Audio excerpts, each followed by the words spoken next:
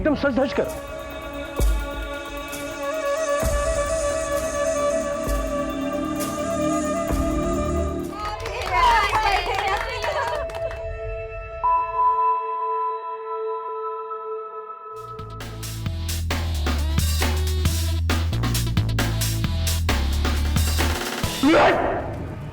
घटिया औरत, हाथ मत लगाना मुझे। एक बार मेरी बात, कोई बात नहीं सुननी मुझे तेरी। मेरी बात, मैं कुछ नहीं सुनूंगी, तू जा यहाँ से भाई। तेरा मेरा कोई रिश्ता था ना है ना रहेगा। मुंबई के एक हंसते खेलते तांबे परिवार को आखिर ऐसी क्या नजर लगी कि चंद दिनों पहले तक जो एक दूसरे के सुख दुख के साथी थे, आज उनके बीच इतनी नफरत पैदा हो गई थी कि उन्हें एक दूसरे की मौजूदगी तक बर्दाश्त नहीं थी। आखिर हुआ क्या था? ऐसा कौन सा सच सामने आ गया था जिसने भाई बहन मां मासी जैसे रिश्तों पर सवालिया निशान लगा दिए थे?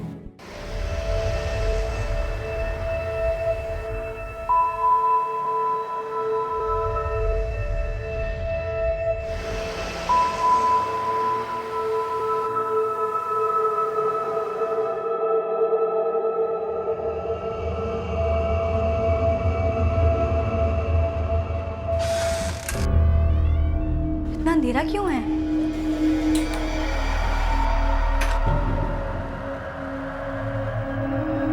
आई, माउशी,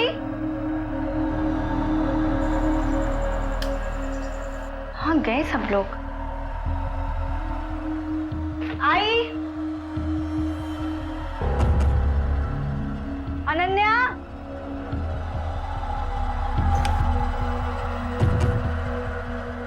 मंदार, अनन्या, कहाँ गए सब लोग?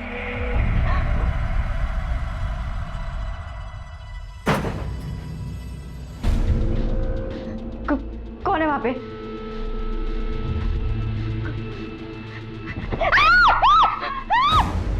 Happy birthday to you.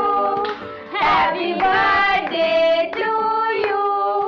Happy birthday dear Tara. Happy birthday to you. डर गई मेरी बच्ची। वाढदिवसच्या खूप खूप शुभेच्छा। थैंक यू आई। देख ताई, तुझे डराना था इसलिए हमने कैंडल भी नहीं जलाया। तो अब तो जला दे।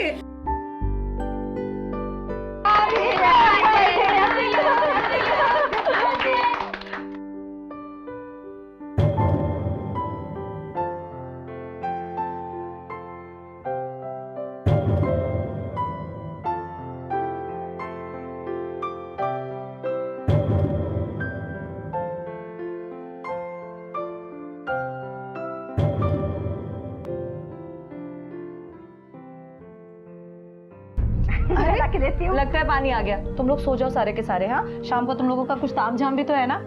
तामझाम नहीं है, अपन लोग ना डिनर करने चलेंगे, फिर उसके बाद में पिक्चर देखने चलेंगे 9 से 12। अच्छा ठीक है, चलो मैं पानी भर के आती हूँ। हाँ, तू नहीं सोएगी? अरे सोऊंगी, पर थोड़ा लेट। 2 ब्लाउज अर्जेंट में देना है, उसको तैयार कर लूँ, बस सो जाऊंगी। चलो चलो मंदार, तू चल मेरे साथ। हाँ।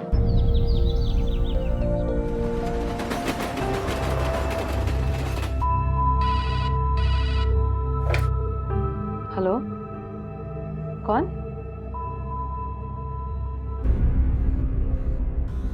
इतने सालों बाद कैसे पता चला कि मैं एक मिनट।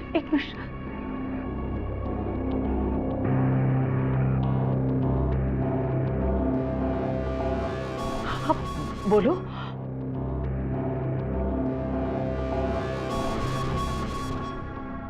नहीं पूर्वा, तुम लोग होकर आओ, मेरे सर में दर्द है, मैं सोऊंगी थोड़ी देर।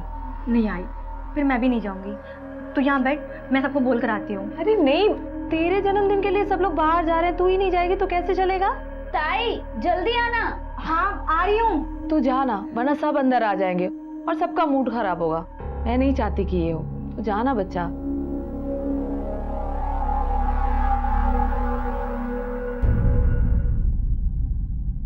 इतनी बेकार फिल्म थी ना। कहाँ बेकार फिल्म थी? इतनी अंधेरा क्यों है? मंदार जरा लाइट जला तो। खाना कितना अच्छा था ना। मेरे को आइंदा मत लेकर आना। लगे थे। ताई कहाँ गई? लगता है आई सो रही है, मैं देखती हूँ। आई,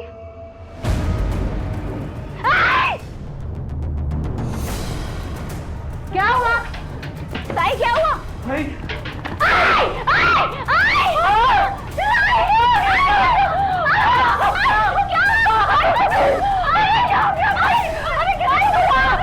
जब भी किसी इंसान पर कोई मुश्किल आती है, खुद उसके या उसके अपनों के साथ कुछ गलत होता है, तो जहन में सबसे पहले यही सवाल उठता है, मैं ही क्यों?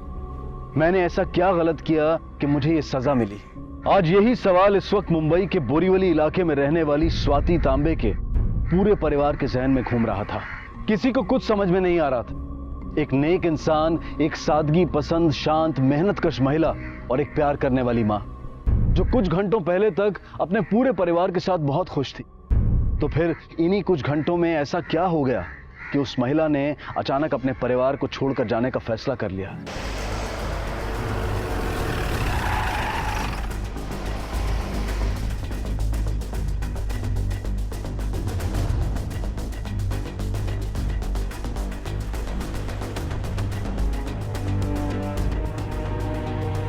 सर, दोनों हाथों के कलाइयों पर निशान है और गले में फंदे का जो निशान है वो भी सर्कुलर है, ट्रायंगुलर नहीं।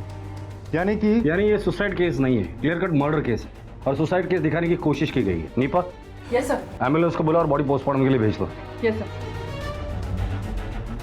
सर, ये कुछ मिला है सर। क्या है, दिखाओ।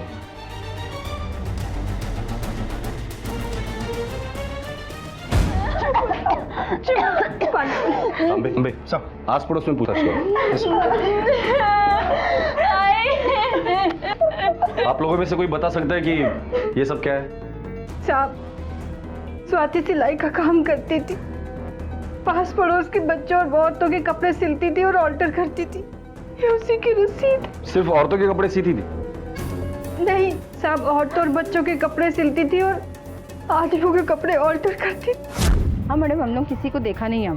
सर, यहाँ सब नौकरी पेशा वाले लोग हैं। आप लोग जब लौट कर आए थे तो घर का दरवाजा बंद था या खुला? दरवाजा बंद था साहब, मैंने ही खोला था अपनी चाबी से। लेकिन तुम लोग फिल्म देखने के लिए गए थे, फिर खाना खाने के लिए गए।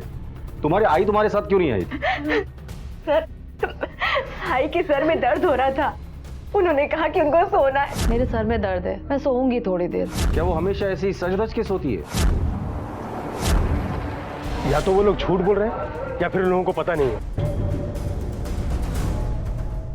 स्वाति जी तो घर पे थी ही नहीं। तकरीबन 8 बजे वो घर से निकली थी, एकदम सज धज कर।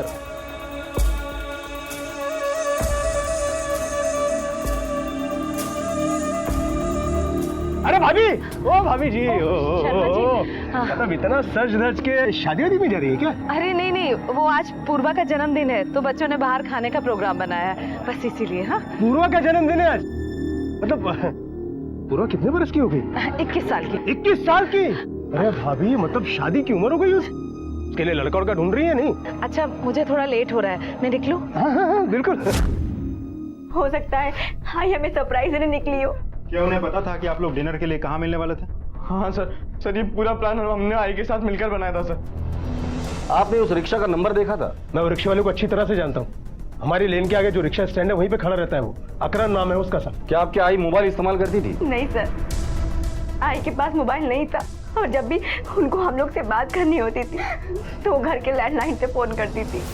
लैंडलाइन के कॉल डिटेल्स निकालो। यस। आपका शक सही है ना सर? मेरी आई का मर्डर किया सर। मैं उस इंसान को छोड़ूंगा नहीं सर, मार डालूंगा उसको मैं सर, मार डालूंगा जिसने मेरी आई का मर्डर किया है सर। एक इंसान होने के नाते तुम्हारा दर्द मैं समझ सकता हूँ, लेकिन एक पुलिस ऑफिसर होने के नाते मैं तुम्हें समझाना चाहूंगा कि दर्द के दाग को खून से धोने की कोशिश मत करना। उससे दाग निकलते नहीं और गहरे हो जाते। रही बात तुम्हारे आई के कातिल, उसे पकड़ना हमारा काम है, वो हम पर छोड़ो। बोलो राम नाम सत्य, राम नाम सत्य, राम नाम सत्य, राम नाम सत्य, राम नाम सत्य।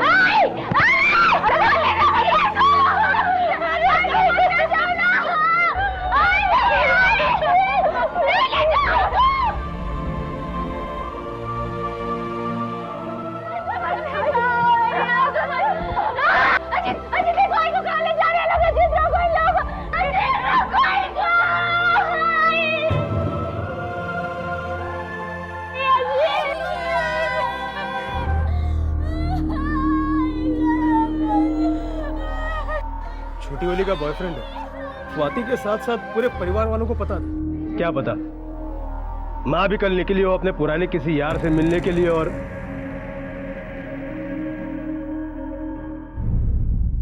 तांबे, अगर शर्मा ने ऐसे मौके पर यह बात कही है तो उस बात में कितनी सच्चाई है उसका पता लगाओ। स्वाति जैसी औरत जो दूसरों के कपड़े सीती थी, से मार के कि इसका क्या फायदा होगा? लैंडलाइन के कॉल डिटेल्स आ गए? आ चुकी है सर, लेकिन कॉल्स बहुत कम है।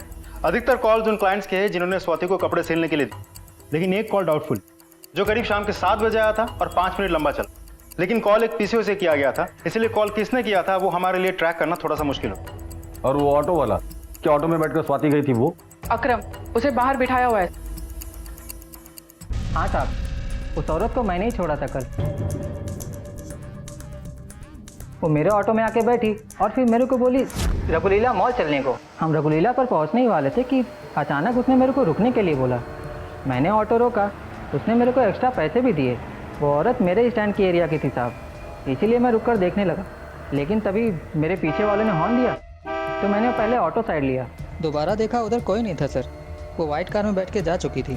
उस गाड़ी का नंबर देखा था? नहीं साहब, मैं तो रोड के इस बाजू था, नंबर कैसे देखता। पर हाँ साहब, वो सफ़ेद रंग की बड़ी सी गाड़ी थी, इतना मेरे को बरोबर याद है साहब। तांबे, अब तक की कहानी अगर टुकड़ों में देखा जाए तो कहानी कुछ इस तरह बनती है। स्वाति को 7 बजे एक पीसीओ से कॉल आता है, उसके बाद वो सरदर्द का बहाना बनाकर घर पर रुकती है। घर वाले बाहर निकल जाने के बाद वो सज धज कर अपने घर से 8 बजे निकलती। रास्ते में उसकी मुलाकात शर्मा से होती। थोड़ी बातचीत करने के बाद अकरम की रिक्शा में बैठकर और रघुलीला मॉल से पहले उतर जाती है। घर से रघुलीला मॉल पहुंचने के लिए उसे और आधा घंटा लगा होगा, मतलब 8:30 बजे। वहां उसे एक कार मिलती है और कार में बैठकर स्वाति गायब हो जाती। फिर घर वाले रात को 12 बजे लौट कर आते, तब घर पर उन्हें स्वाति की लाश मिली। राइट। अब सवाल ये है कि स्वाति को 7 बजे पीसीओ से कॉल किसने किया? शायद उसी आदमी का जिसके साथ उसकी गाड़ी में बैठकर वो कहीं गायब हो गई। आदमी, औरत भी तो हो सकती है। दूसरा सवाल, कार में बैठकर स्वाति किसके साथ गई थी और कहां गई थी और वापस कितने बजे आई थी? हो सकता है कि कार में बैठकर जाकर वापस आने के दरमियान उसके साथ ऐसा कुछ हुआ है जिसके चलते उसकी जान चली गई। किसी ने तो स्वाति को आते जाते जरूर देखा होगा। सर, स्वाति की पोस्टमार्टम रिपोर्ट आ चुकी है। उसकी मौत फांसी लगने से नहीं बल्कि गला घोटने से हुई है।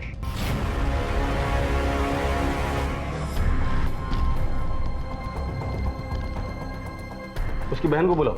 सर।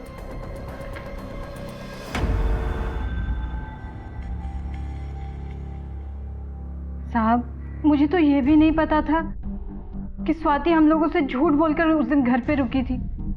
फिर वो उस रात किससे मिलने गई, मैं कैसे बता सकती हूँ? उनका किसी के साथ अफेयर था? नहीं साहब, हम पांचों के अलावा इस दुनिया में हमारा और कोई नहीं है। क्या हुआ? क्या दिखा मुझे, क्या हुआ? किसने तुझे कहा ये सब करने के लिए? हाँ, जल गया ना अभी हाथ? कौन कहेगा ताई, अब आई नहीं है। चुप कर, मैं हूं ना।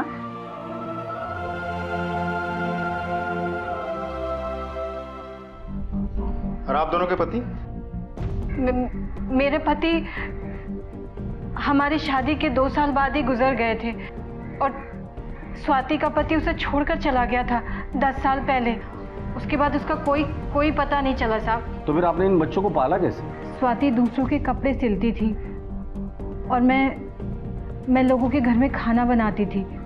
फिर पूर्वा की कॉल सेंटर में जॉब लग गई तो मैंने काम छोड़ दिया और घर की जिम्मेदारी संभाल ली।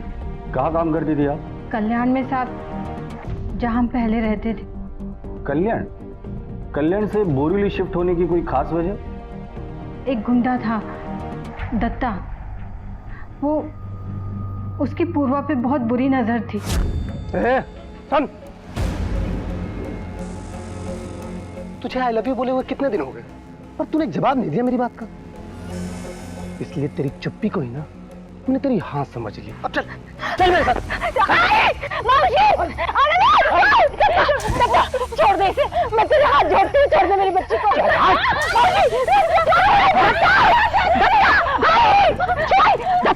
छोड़ मेरी बच्ची को, छोड़ इसका हाथ वरना मुंडी काट दूंगी, कसम से बोल रही हूँ। छोड़ दे इसका हाथ, छोड़ इसका हाथ। छोड़ दे, छोड़ दे बस।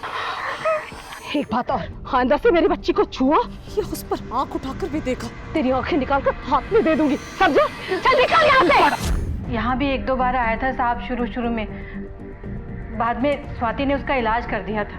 कैसे? यहाँ के जो लोकल कॉर्पोरेटर है ना, पिंगले साहब, उन्होंने हमारी मदद की थी साहब। कॉर्पोरेटर? आपने पुलिस की मदद क्यों नहीं ली? लड़की का मामला था, बदनामी के डर से पुलिस के पास नहीं गई। ठीक है, आप जा सकते हैं।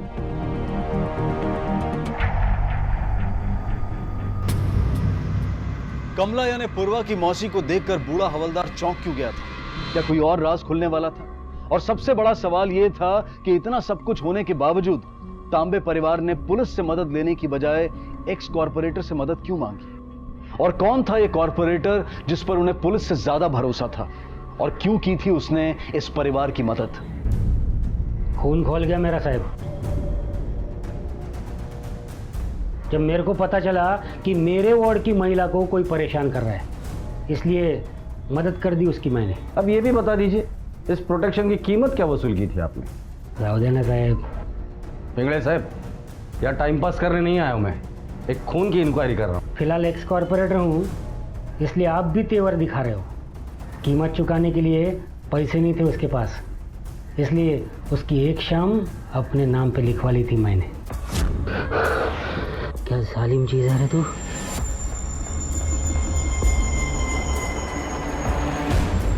तो आप बचा लेंगे ना मेरी पूर्वा को उस राक्षस से? अभी तू मेरे शरण में आई है और तेरी बेटी भी। जिस रात उसका कत्ल हुआ वो आपसे ही मिलने आ रही थी ना? नहीं सर, उस दिन तो मैं मुंबई में नहीं था, शिरडी गया था बाबा के दर्शन करने। एक मिनट सर। सर, ये गाड़ी तो अकरम ने हमें जिस गाड़ी की डिटेल्स दी थी वो डिटेल्स इस गाड़ी के साथ बिल्कुल मैच करती है सर। पता करो ये पिंगले उस रात मुंबई में था या शिरडी गया था? Yes sir. सर, हो सकता है इस कॉर्पोरेटर के बीच में आने से ये गुंडा दत्ता चिढ़ गया हो और इसीलिए उसने स्वाति को मार डाला हो। उठाकर लेकर आओ इस दत्ता को। Yes sir. चलो। तांबे, एक बात समझ में नहीं, जब रेशमा को पूछा कि वो पुलिस की मदद क्यों नहीं ली तो वो डर गई। का मतलब ये फैमिली कुछ तो छुपा रही है हमसे।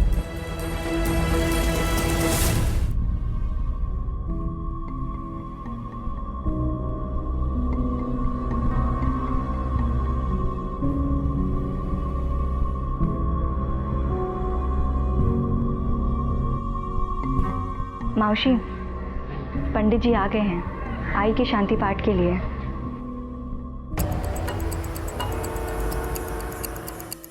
साहब, एक बात बोलनी थी। बोलो। वो स्वाति की बहन है ना, वो रेशमा है। रेशमा? उसका नाम तो कमला तांबे है। नहीं साहब, वो रेशमा है। जब मैंने उसको देखा तो मुझे लगा कि मैं इसे जानता हूँ। आज से 10 साल पहले जब मैं कमाठीपुरा पुलिस स्टेशन में था तो उसी एरिया में धंधा करती थी। अरे साहब, बहुत फेमस थी ये। रेशमा?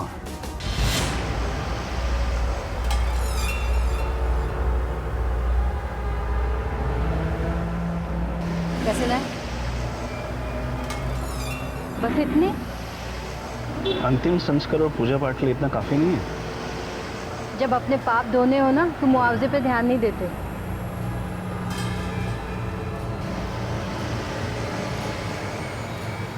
बाद में मिलती हूँ।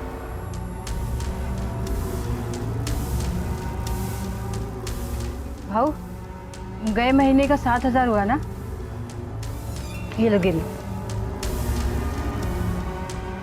कैसी हो रेशमा?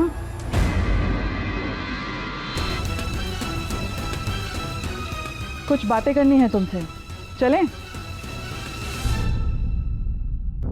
जी हाँ, मेरा असली नाम रेशमा ही है।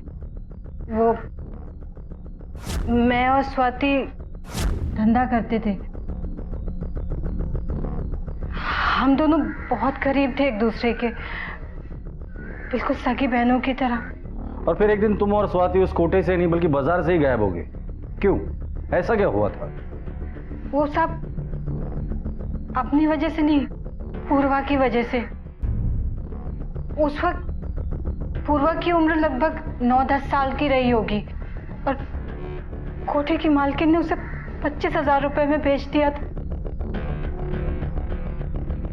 मैं और स्वाति उसको ढूंढते हुए कमरे में गए तो पूर्वा पूर्वा पूर्वा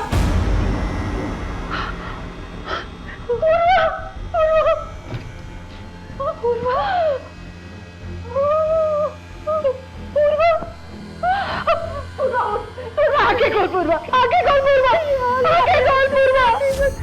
जगह ही छोड़ दी।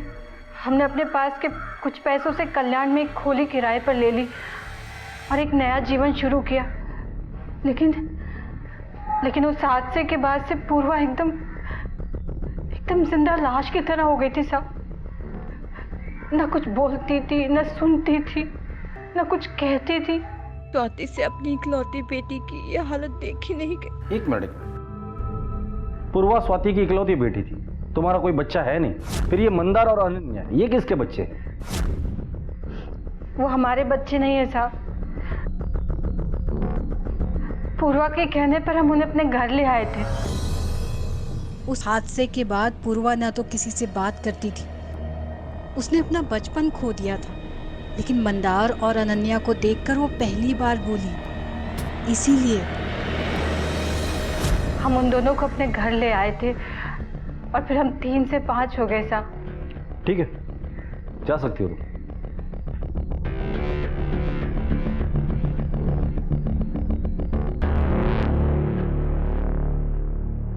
सर, दत्ता को ले आए। हाँ साहब, मैंने उसको उठाने की कोशिश की थी। मैं उसके पीछे बोरीवली तक गया था, लेकिन उसका वो कॉर्पोरेटर का हाथ था ना उसके ऊपर। जिस रात कत्ल हुआ उस रात तू कहाँ था? कल्याण के वर्षा बार में साहब। मैं उधर नौकरी करता ना, 3 बजे तक मैं उधर ही था साहब।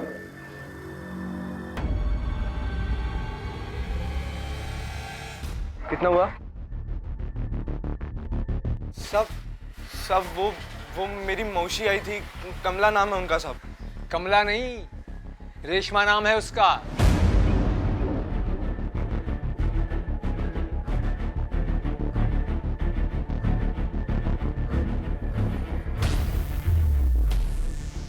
नहीं, मैं देखती हूँ, मैं बात करती हूँ।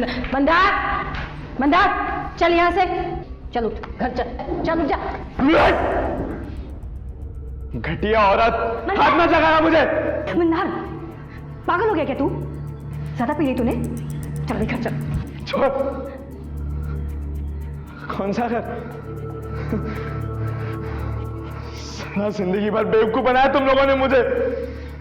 पूरी असलियत पता चल चुकी है तुम लोगों की, पूरी दुनिया को मालूम पड़ चुकी है। स्वाति भाई और ये दूसरी रेशमा भाई, कमातीपुरा की नामचीन दवाया। हिम्मत कैसे हुई तेरी ये लफ्ज जुबान पे लाने की? हाँ, इनके बारे में सच्चाई पता लगी तो ये बोल रहा है। खुद के बारे में भूल गया तू? जब तू नंगा खड़ा था सड़क पे अपनी बहन के साथ। अरे मैं और मेरी बहन उधर ही सड़क पे मर जाते तो अच्छा रहता, लेकिन तुम लोगों ने जो बदनामी के टीके लगाए ना इधर माथे पर, उसको मैं मिटा के रहूंगा, चाहे उसके लिए मुझे तुम लोगों को क्यों ना मिटाना पड़े। चल निकल यहाँ से।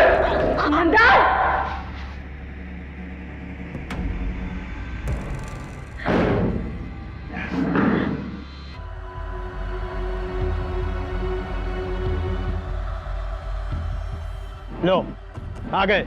अब खड़े खड़े मुंह क्या देख रहे हो? निकाल के बाहर करो इनको मोहल्ले से। इतने सालों से बेवकूफ बना के रखा है मोहल्ले वालों को। अरे शरीफों के मोहल्ले में वैश्यों का टोला चला रखा है इन लोगों ने। शर्मा जी, सुनी सुनाई बातों पे ना यहाँ पे तमाशा मत करिए मोहल्ले में।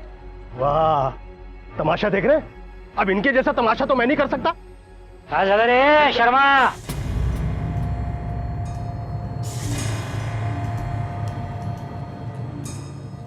अरे साहब, क्या प्रॉब्लम है? काय को बोमा लगा के रखा है इधर? ये सोसाइटी का सेक्रेटरी है ना तू? हाँ। कानून कायदा है कि नहीं? आड़ोतरी को घर से बाहर करने से पहले 3 महीने का नोटिस देना पड़ता है, मालूम है ना तेरे को? अरे साहब, आपको मालूम नहीं, ये औरतें बहुत आई बहन है तेरी, समझा? इनको कुछ परेशानी हुआ ना, मेरे को बिल्कुल अच्छा नहीं लगेगा। चलो निकलो।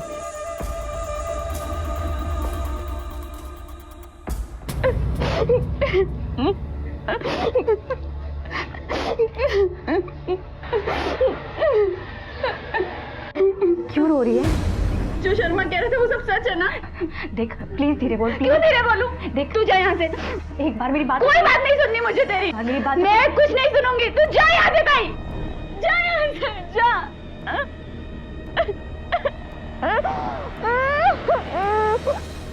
स्वाति की मौत के बाद उसके और मौसी के अतीत में देह व्यापार से जुड़े होने के सच ने हंसते खेलते तांबे परिवार को झकझोर कर रख दिया। मंदार और अनन्या ने स्वाति और मौसी के किए गए एहसान को धोखा समझने की गलती की। पूर्वा ने मौसी के साथ मिलकर सभी को एकजुट रखने की पूरी कोशिश की, लेकिन उसकी हर कोशिश नाकाम रही। नमस्कार, इंस्पेक्टर धनावड़े बोलते हैं। क्या?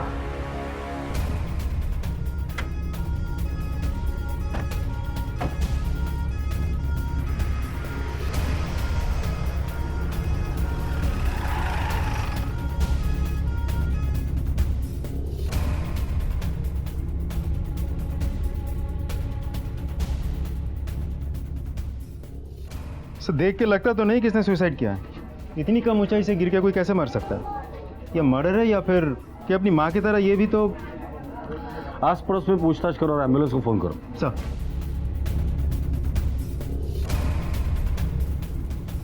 सर, घर में कोई भी नहीं है और दरवाजा भी खुला पड़ा है और ये पूरा का फोन मिला है जिससे लास्ट कॉल अनन्या को गया था करीब 12 बजे। कॉल लगा उसे। Yes sir.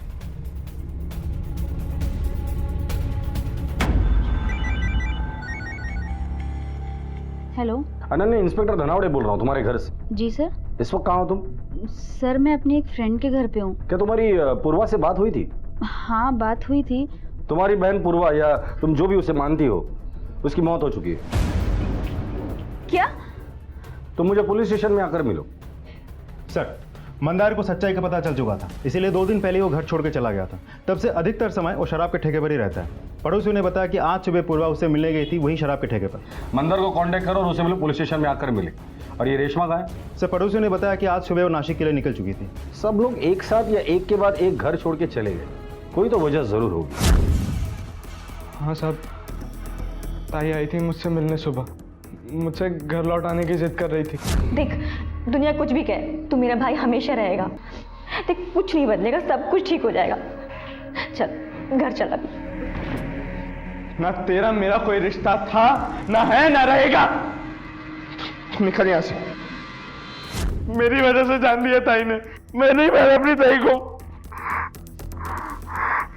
सर, अपनी असलियत जानने के बाद, आई और मौसी के बारे में जानने के बाद इतना बड़ा धक्का लगा था मुझे कि मैंने एक बार भी ताई के बारे में नहीं सोचा और मैं उन्हें छोड़ के चली गई।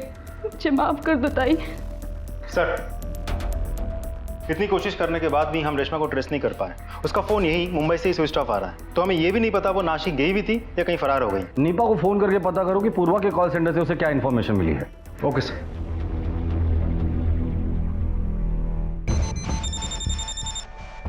Yes sir.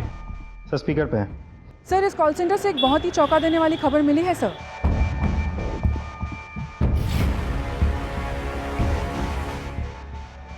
Okay thanks.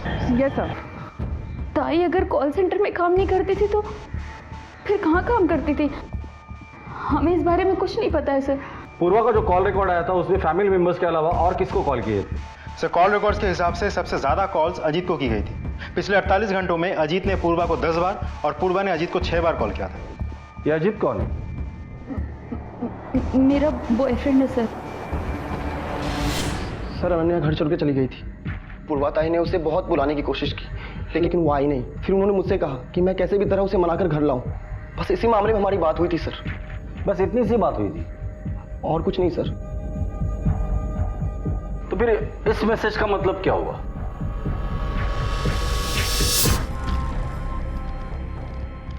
चुपचाप मान जा वरना तुम्हारा सच सबको बता दूंगा। सर, मैसेज तो बस ऐसे ही सर। ऐसे ही? हाँ, सच तेरे पेट से निकलकर जुबान तक तो आ गया है, वरना तेरी जुबान कांपती नहीं। अब चुपचाप उगल दे। अगर हम लोगों ने उगाला ना तो तेरे अंदर का सिस्टम पूरा बाहर निकालेगा। सर, वो मुझे मालूम चल गया था कि पूर्वा क्या काम करती है।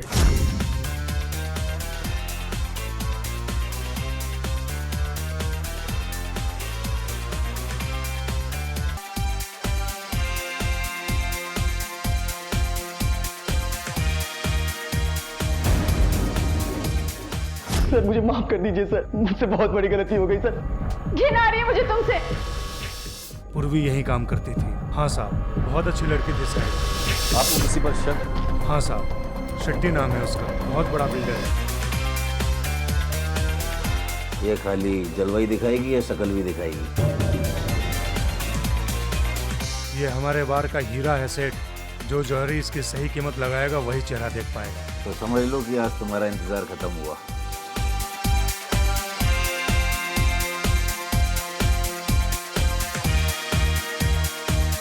देख, एक रात का 5 लाख रुपया दे रहा है। पागल हो गए आप? मैं यहाँ नाचने आती हूँ, जिस्म बेचने नहीं। कोई बात नहीं, मानेगी। हमेशा आता रहता है साहब, परसों भी आया था।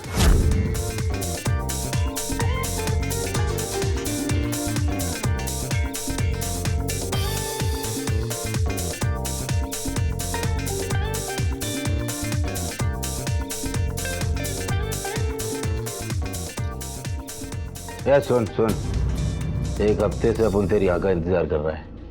अभी तेरा बहुत हुआ। अब उनको तू चाहिए तो चाहिए, कीमत बोल तेरी। मैं भी आपको एक हफ्ते से मना कर रही हूँ।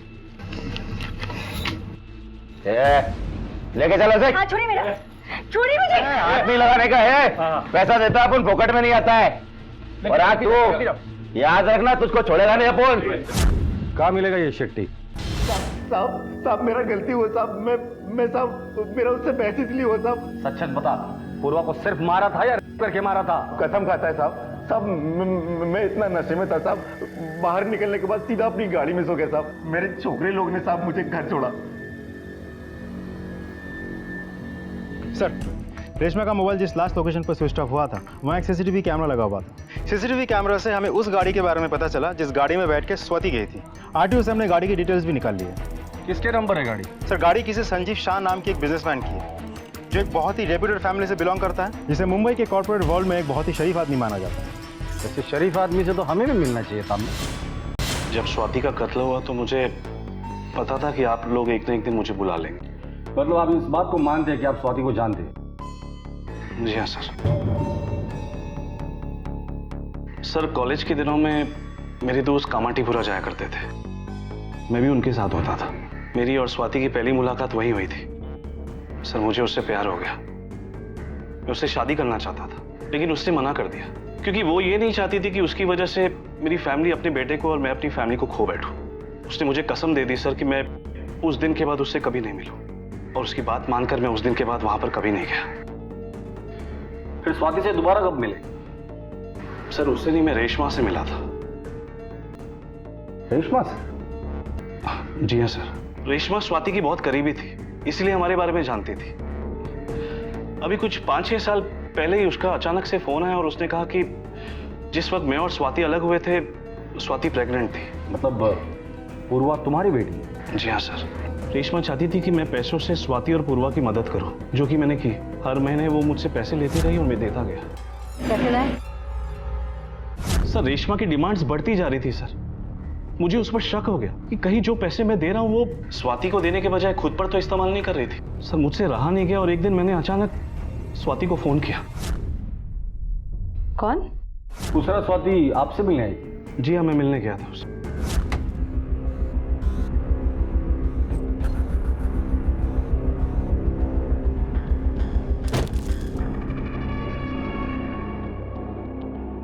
थैंक्स। आज इतने सालों बाद। हमारी बेटी कैसी है? तुम्हें कैसे पता? रेशमा ने बताया। रेशमा ने? मतलब तुम रेशमा से मिलते हो? हर महीने रेशमा पैसे ले रही है तुम्हारे और पूर्वा की परवरिश के लिए।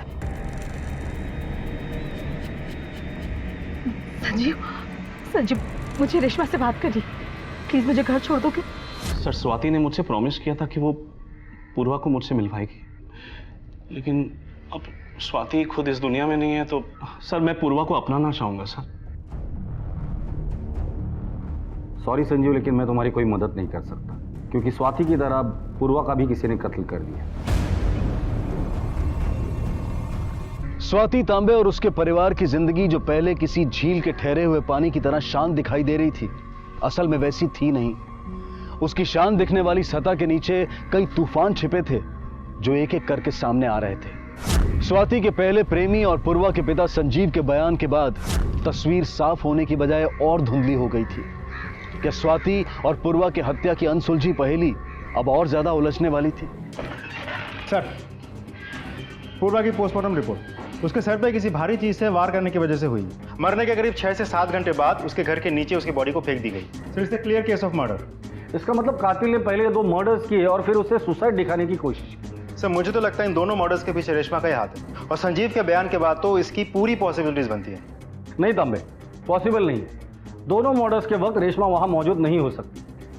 सर, ये भी तो हो सकता है कि उसने कुछ नहीं किया है, किसी से मर्डर करवाया हो सकता है, लेकिन इस सवाल का जवाब रेशमा ही दे सकती है। रेशमा की फोटो सारे पुलिस स्टेशन में भेज दो, उसे ढूंढ निकालना बहुत जरूरी है। हम एक काम करो, इस केस में जितने भी सस्पेक्ट है सबको उठा कर लेकर आओ। मंदार, दत्ता, कॉर्पोरेट और अजीत। Okay sir.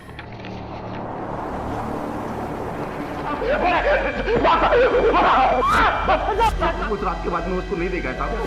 मुझे माफ कर देते। सर, हमारी लिस्ट के किसी भी सस्पेक्ट में अभी तक मुंह नहीं खोला। अब बची सिर्फ रेशमा, जो कि हमारे पहुंच से दूर है।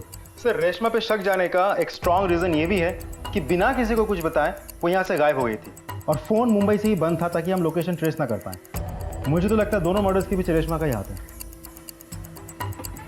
साहब, रेशमा आपसे मिलने आई है। साहब,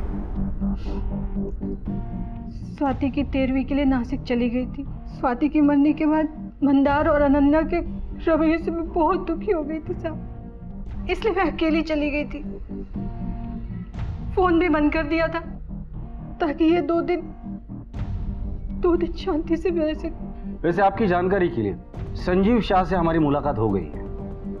मालूम है साहब, पूर्वा के मरने की खबर मिलने के बाद पहला फोन उसी को किया था।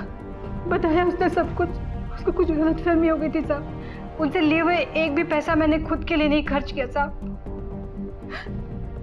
ये देखिए, अब ये देखिए, बैंक की पासबुक और ये बॉन्ड है। आप देख सकते हैं सारे पैसे मैंने इसमें जमा किए।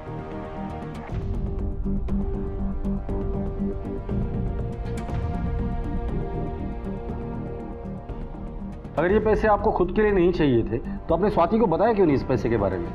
साहब, स्वाति संजीव से कभी मदद नहीं लेती साहब। वो बहुत खुददार थी साहब, लेकिन मैं दुनियादारी उससे ज्यादा जानती हूँ, इसलिए संजीव से मदद मांग रही थी स्वाति को बिना बताए, ताकि कुछ पैसे बच जाए।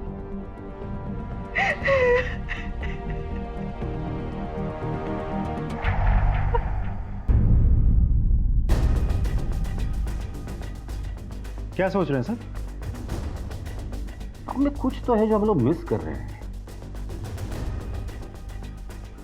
यस तांबे, ये रहा रेशमा का घर और ये रहा उसके पड़ोसी का घर, उसके घर के सामने। अगर रेशमा ने अपने घर के छत से सुसाइड किया है तो वो ऐसे गिरेगी, मतलब सर सामने की तरफ और पैर अपने घर की तरफ। और हमें रेशमा की लाश मिली थी इस तरह, मतलब सर अपने घर की तरफ और पैर सामने वाले की तरफ। अब कोई भी आदमी सुसाइड करते वक्त समरसॉल्ट नहीं मारेगा, और खास करके लाश। इस सामने वाले घर में कौन रहता? पूर्वा को क्यों मारा? मैंने मारा? सब मैं क्यों मारूंगा? तांबे, शुरू हो जा। बोल साहब, उसको पता चल गया था कि स्वाति को मैंने ही मारा, इसके लिए उसको मारना पड़ा साहब। स्वाति को तुमने मारा था?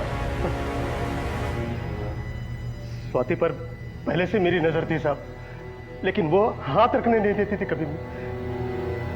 फिर एक दिन जब वो बाहर निकली तब उसने मुझे बताया। शादी वादी में जा रही है क्या? अरे नहीं नहीं, वो आज पूर्वा का जन्मदिन है तो बच्चों ने बाहर खाने का प्रोग्राम बनाया है। लेकिन मैंने पूर्वा और बाकी लोगों को बातें करते सुना था दरवाजे पर। नहीं पूर्वा, तुम लोग होकर आओ, मेरे सर में दर्द है, मैं सोऊंगी थोड़ी देर। लेकिन जब उनके जाने के बाद स्वाति घर से निकली, वो भी एकदम सच धज कर। जाइए ना। मुझे शक हो, मैं उसका पीछा करने लगा।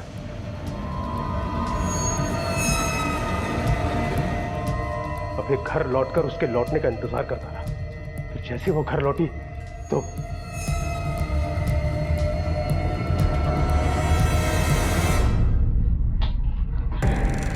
शर्मा जी, आप घर के अंदर कैसे आए? दरवाजा खुला था तो अंदर चला। मतलब छोड़िए, कपड़े उतारिए। मुझे लगा कि जब मैं उसे बताऊंगा कि मुझे उसका राज पता चल गया तो वो मेरी बाहों में आ जाएगी, लेकिन ऐसा नहीं हुआ साहब। उसे डर लगा जरूर, फिर वो गुस्सा करके मुझ पर चिल्लाने लगी, गालियां देने लगी, उसने मेरे मुंह पर थूक दिया। मैं ये बर्दाश्त नहीं कर पाया और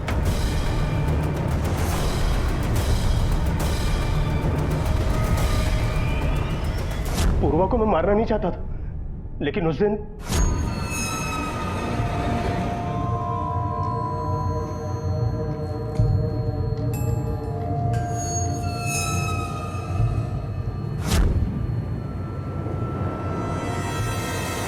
आप लोगों में से कोई बता सकता है कि ये सब क्या है?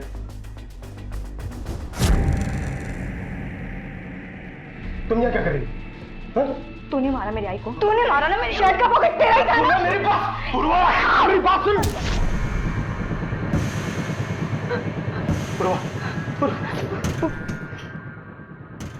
वो मर चुकी थी साहब, उसकी लाश मेरे घर में पड़ी थी। अगर उसे ठिकाने लगाने निकलता तो लोगों को पता चल जाता, इसलिए मैंने रात होने का इंतजार किया। और फिर रात को जब जुबान खामोश हो जाती है तो लहू पुकारता है, और तेरे आस्तीन पर तो 2-2 मासूमों का खून लगा हुआ था। तेरा बचना तो मुश्किल था शर्मा, इम्पॉसिबल।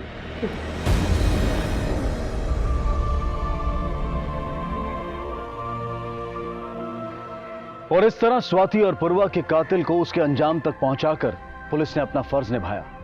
लेकिन सवाल यह उठता है कि क्या स्वाति और पूर्वा के साथ हुए हादसों को रोका जा सकता था? और जवाब है हां।